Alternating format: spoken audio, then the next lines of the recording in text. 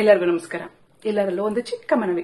ಇನ್ನು ಮುಂದೆ ನೀವು ಹಾಲಿನ ಪ್ಯಾಕೆಟ್ ಅಥವಾ ಮೊಸರಿನ ಪ್ಯಾಕೆಟ್ ಯಾವುದೇ ಪ್ಲಾಸ್ಟಿಕ್ ರ್ಯಾಪರ್ನ ನೀವು ಕಟ್ ಮಾಡಬೇಕಾದ್ರೆ ಈ ರೀತಿ ಕಟ್ ಮಾಡಿ. ಈ ತುದಿನ ಕಟ್ ಮಾಡ್ತಾ ಇರ್ತಾರೆ ತುಂಬಾ ಜನ.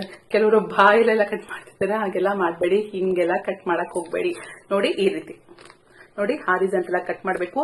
ಈ ಚಿಕ್ಕ ಪೀಸ್ ಇದಕ್ಕೆ ಅಂಟ್ಕೊಂಡಿರ್ಬೇಕು. ನೋಡಿ ಈ ರೀತಿ. ಹಾಲಿಂದು ಅಷ್ಟೇ ನೋಡಿ ಈ ರೀತಿ. ಏನಕ್ಕೆ ಅಂದ್ರೆ ಒಂದಿನಕ್ಕೆ ಈ ರೀತಿ ನಂದಿನಿ ಪ್ಯಾಕೆಟ್ ಎಷ್ಟು ಬರುತ್ತೆ ಗೊತ್ತಾ ನಿಮ್ಗೆ? Minimum 50 lakh packets. ಇನ್ನು ಮೊಸರು ಕಡಿಮೆ ಅಂತಂದ್ರು 10 ಲಕ್ಷ ಪ್ಯಾಕೆಟ್ಸ್ ಆಗುತ್ತೆ.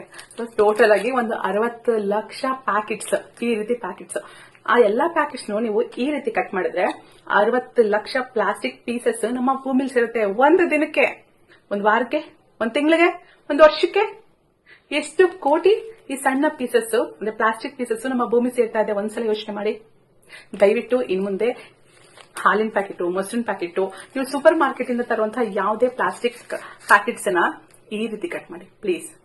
ಫುಲ್ ಕಟ್ ಮಾಡಬೇಡಿ. ಆ ಚಿಕ್ಕ ಪೀಸಸ್ ನ ಯಾರು ಸೆಗ್ರಿಗೇಟ್ ಮಾಡಲ್ಲ, ಯಾರು ಕಲೆಕ್ಟ್ ಮಾಡಲ್ಲ. ಇನ್ನು 500 ವರ್ಷದವರೆಗೂ ನಮ್ಮ ಭೂಮಿಲೇ ಬಿದ್ದಿರುತ್ತೆ, ನಮ್ಮ ಪರಿಸರಕ್ಕೆ ಹಾನಿ ಮಾಡುತ್ತೆ. ಈ ಚಿಕ್ಕ ಬದಲಾವಣೆಯಿಂದ 1% ಆದ್ರೂ ಪರಿಸರ ಮಾಲಿನ್ಯನ ತಡಿಬಹುದು. ಮಾಡ್ತೀರಾ ಅಲ್ವಾ? ಪ್ಲೀಸ್.